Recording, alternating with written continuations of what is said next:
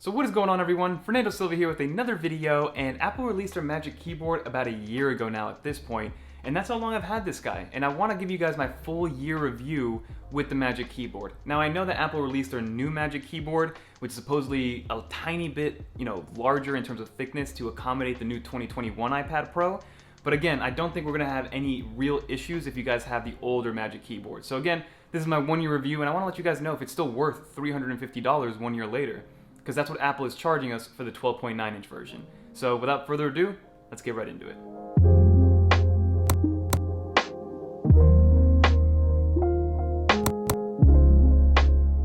So every few months I like to kind of recap the Magic Keyboard, so I'm going to put down my 9-month review and my 3-month review on the Magic Keyboard down below if you guys want to check that one out. But we're going to break this down similarly to the last video, right? We're going to break this down into 5 different categories. Right? And the first category that we're going to talk about is the overall versatility of this Magic Keyboard. So one of the biggest selling points about an iPad or iPad Pro over a classic laptop situation, kind of like with the MacBook Air or MacBook Pro, is that the iPad is just a lot more versatile, right? It's a touchscreen device, you can pick it up and go. If you need a keyboard, you can use one. If you don't need one, you don't have to. Same thing with a mouse or trackpad. So that versatility needs to be held onto when it comes to buying an accessory like the Magic Keyboard.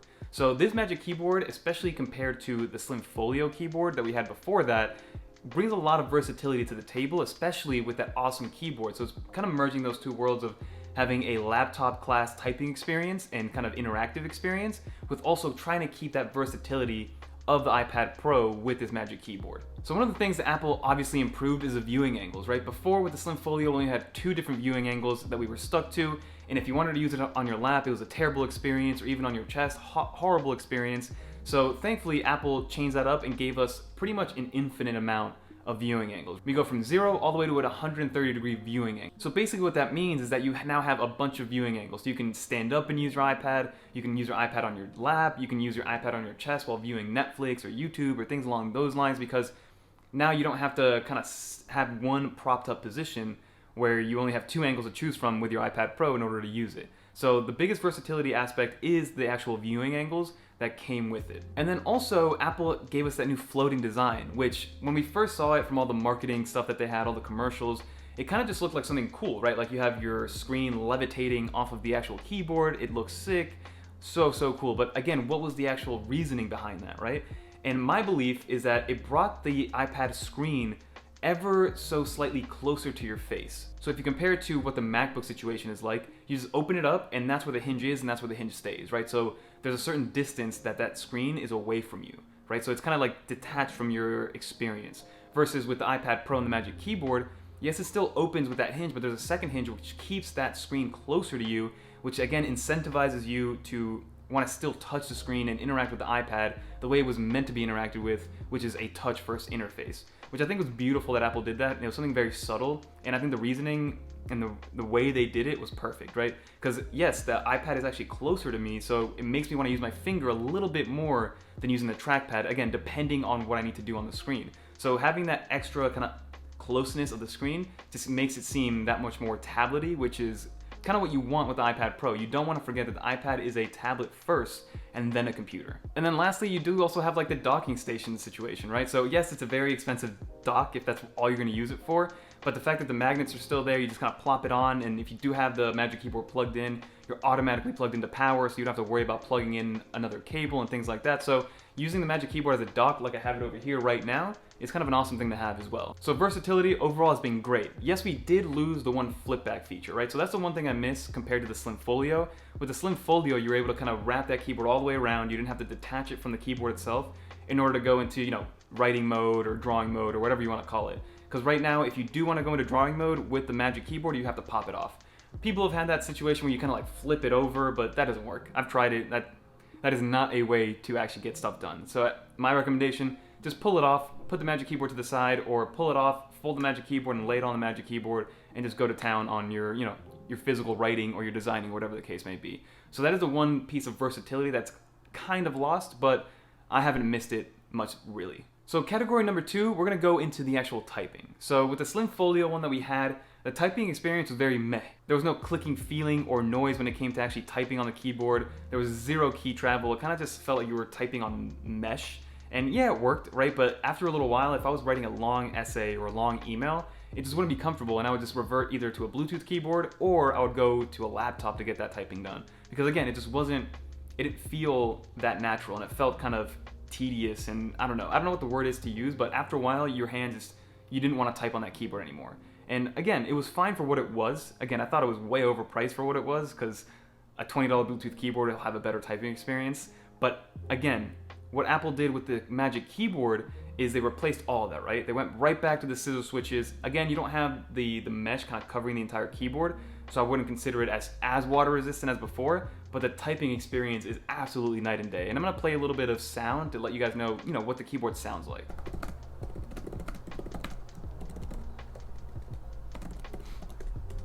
So as you guys can hear, the keyboard is clicky, but it's not obnoxiously loud, right? It feels like a normal laptop. It feels like a normal keyboard, a very quality keyboard for that matter, right? So it's not like you're buying a $20 Amazon keyboard to get it done, because this keyboard feels amazing. And if you guys have used any of the new MacBook Pros or MacBook Airs, and it's the same exact keyboard, just in a tiny bit smaller form factor to fit in the Magic Keyboard itself.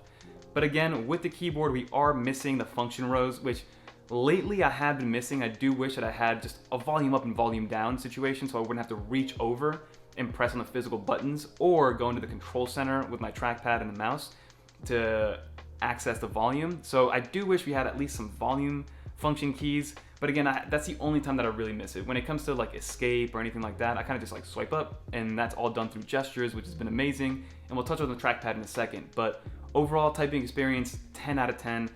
Beats all of your expectations when it comes to a keyboard, and again, for $350, it better beat all expectations. So now let's talk about this trackpad. So Apple added a trackpad to the Magic Keyboard because with iPadOS 13.4, they added native cursor support, right? And the way Apple implemented the cursor support and how the cursor looks and feels and acts is perfect for iPadOS. It was like the perfect way Apple could have implemented a cursor to give you a familiarity to what a cursor is really like on a desktop and a laptop, so people who have been using cursors for 30 years aren't completely lost, and also different enough to give you a brand new experience, right? Apple has built in the inertia into the actual mouse and cursor, right? It feels like there's some physics involved, because every time you get closer to an icon, it encapsulates that icon so you don't miss a touch or a press. So the trackpad software implementation has been amazing. And then from a hardware perspective, the trackpad, first off, it's tiny. There's no ifs, ands, or buts about it. If you're used to a MacBook Air trackpad, then this thing is like a quarter or a third of the size, and it's very different how you use it, right? With a MacBook and a laptop situation, the trackpad is there as a point and click solution, right? You need that to navigate the OS, you need that to get to and from whatever you're doing on the actual computer. With the trackpad on the iPad Pro, it's a little bit different because it's not there out of necessity, right? It's there as a supplement and an extension of the screen itself. So a lot of it is very gesture based. So, single tap to open up an icon or an application, swipe up to go to multitasking, swipe up to get out of that application, swipe down to get control center, swipe down to get the notification center. So, swipe left and right to switch in between applications. So it's very, very gesture based. And if you're used to an iPhone 10 or higher or an iPad without a home button, then those gestures are gonna feel very familiar. There's not gonna be much of a learning curve at all, which is awesome to see because again, it's an extension of the screen and that's the way it should be. But then when you do need a point and click solution, it's also there. So it's very accurate. It makes typing and kind of navigating text so much easier than before compared to what we had, with that kind of makeshift cursor support that we had before 13.4, because now the mouse and the cursor adapts to the situations that you're in. So Apple could not have done a better job with the cursor. And also, again, me thinking that this trackpad was going to be a detriment because it was so small, and I didn't realize that it was going to be more gesture-based and I wasn't going to be using it as much. But again, point-and-click solution works perfectly, and I've never had a situation where I felt like, oh man, I'm out of cursor space, right? Or I'm out of trackpad space to move my cursor around on the screen. That has never happened, and I'm surprised that situation has never happened. So all in all, trackpad support has been awesome. This trackpad from a hardware perspective, awesome. And again, from a physical standpoint, the way they implemented it is awesome. And how it differentiates from a MacBook trackpad is a little bit different because the laptop trackpad implementation is just a pane of glass with no actual bounce or click, right? It's all done through haptics and feedback with how it's feeling your motions and your touching and things like that. Versus the Magic Keyboard trackpad, actually there is clickiness, but it's also not a classic dive board trackpad, which means that any part of the trackpad is clickable, it's responsive, whether it's on the top right corner, top left corner, in the center of it, on the bottom left corner. every single aspect of the trackpad will be responsive. One thing that isn't as responsive as I would want it to be is a tap to click. So tap to click, sometimes it kind of messes up, but it works 90% of the time. But again, like the clickiness of it and just how it works, just all makes sense and it all works well with the iPad Pro. So far, if you've gotten this far, then you guys know that it's a little bit similar to the 9-month review. But now we're gonna get into the durability category, which is where kind of things change a little bit, right? So if you've been following me, you guys might have seen a video where I talk about how my Magic Keyboard actually broke, and I had to go through the Apple repair program, and I shared my experience with that, right? So from a durability standpoint, right, from a physical durability standpoint, it's perfect, right? The hinges, I've never had an issue with the hinges, whether the big one or that small one, which again is so impressive how thin they were able to make that hinge, but then also how sturdy. Like I thought that was the first thing that was gonna give and you know, pretty much go out, right? Because it was such a small hinge, but for a year of use, that hinge has been awesome, and I have B-roll showing me kind of messing with that hinge and zero issues whatsoever. And then from a material standpoint, a lot of people, you know, the material is like kind of rubbery, leathery, soft to the touch for sure, but does leave a ton of fingerprints, a lot of smudging, especially if you have kind of like greasy, clammy hands like I do, right? It's just what it is. You're gonna see a lot of fingerprints. I've always been a fan of that texture that Apple puts in their devices, so I have no complaints of the actual texture and what it feels like and what the material is made out of. The thing that happened with my Magic Keyboard is that it became intermittently unresponsive. So I would throw the actual iPad on there, it would read it, it would pick it up, but then when I would start to move the mouse or the trackpad or whatever the cursor was on the screen, you can see that it was jittering, right? So it would kind of pick up my first touch on the screen. You know, I would see the cursor, but then when I would move it, the cursor would disappear, right? So it was as if it was kind of connecting and reconnecting, connecting and reconnecting. And again, it was the Magic Keyboard because I put my iPad Pro on this replaced Magic Keyboard and it works fine. So it wasn't anything with my iPad or the 3-pin connector on my iPad. It was the Magic Keyboard. Now, again, I never got it wet, so that wasn't an issue. No, they didn't really tell me why it happened. It just kind of happened. And again, if you guys do want to see my experience with the Apple repair program, they basically replaced it for free. Not basically, they did. They replaced it for free with a brand new one, and that happened about 2 weeks ago, and it took about a day or two. But again, the repair program, I'll leave that link below if you guys want to check that out, but overall my experience with the repair program has been awesome. So again, from a durability standpoint, that did happen. I don't know why it happened, but it's still not a reason for me not to recommend it, especially because Apple replaced it for me so quickly, so rapidly, and the customer service was awesome, right? Within 48 hours, I had a brand new Magic Keyboard. But again, I'm saying it's a new one, but it's new in comparison. Like, it's still technically the old Magic Keyboard version, right? That I didn't get the brand new version that's supposed to work with the 2021 iPad Pro. So keep that in mind. But again, from a durability standpoint, I'm gonna say still an A+.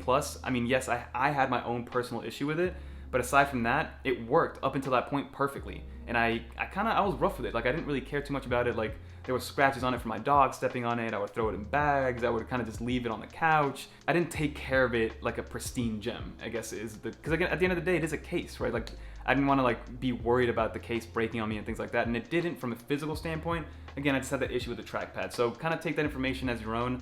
And again, I didn't have Apple Care, so they replaced it with factory warranty, so I didn't pay extra for anything, which is awesome. But again, that is my experience from a durability standpoint. I still recommend it from a durability standpoint, but I did have my one issue with it, which I ended up getting it replaced. And now, the very final category, which is future compatibility. So this is a big one, because again, Apple released their new Magic Keyboard it's supposed to accommodate the thicker iPad Pro because of the new mini LED display. The iPad is supposed to be like 0.5 millimeters thicker or something like that. But I don't believe it. I think it's just a marketing play. It's gotta be a lot of hoopla because think about it. I have a paper-like screen protector. I have a D-brand skin on the back of it. Sometimes I have a Pataka case on it, and it still reads everything correctly. It still works perfectly, and it still closes flushly. So I don't know, unless Apple made the iPad like an inch thick, it's still gonna work with your Magic Keyboard. Like, it's gonna work functionally when you prop it on there and dock it on there, and it should close. Like, it has to be able to close and close flush. Because again, I have my iPad with a bunch of different stuff on it that most likely adds up to more than 0.5 millimeters. The Pataka case alone is 0.7 millimeters in thickness, and that plus a D-brand skin plus a paper-like screen protector, and my iPad closed perfectly inside my Magic Keyboard. So please wait a second before you're rushing out to get the new Magic Keyboard, especially if you already have the old one, because I'm telling you, it's going to work. It's going to work, and it has to work. Apple cannot do us like this, right? So it's a big what if, so that's one of the first things I'm gonna test out when the new iPad Pro comes in, and I'll make sure to relay that information to everybody watching and everybody subscribed, so definitely stay subscribed. But that's pretty much it. So overall, I mean, the Magic Keyboard gets a high recommendation from me because it's probably the best accessory I've ever purchased for any tech product. And yes, it's $350, but once you swallow that bullet of $350, like, you're happy with what you have. Like, it's a product that does what it's supposed to do. It does it amazingly well, and it keeps wowing you every time you use it, right? It just, everything works perfectly, it works seamlessly, it worked how Apple wanted it to work on the iPad Pro, and I'm just curious to see what Apple does with the Magic Keyboard and iPadOS 15 on the M1 iPad Pros, because now this thing is looking more like a laptop than it is a tablet. But that's gonna do it for this video. Hopefully you guys enjoyed. Like I said, leave a comment below. What are you guys gonna do about the iPad Pro, the new one that's coming out? What are you guys gonna do with your Magic Keyboards if you have any? Very curious. Again, don't jump the gun and get the new Magic Keyboard quite yet, because I do believe, I'm like 99.9% sure that it's gonna work with the new iPad Pros. It has to. It has to, because I'm not spending another $350 on a new Magic Keyboard just to make it work on the new iPad Pro. But that's just my 2 cents. Again, don't forget to like, comment, subscribe. Check out channel sponsor Paperleg in the description below, because like I said, if you guys want to resell your iPad Pros or trade it in, the #1 resale value is that screen, because that's how you interact with the device the most. So make sure it's protected with Paperleg, anti-glare, great for designers and people that are taking notes with their Apple Pencil. Yeah, you guys know what it is. But until next time,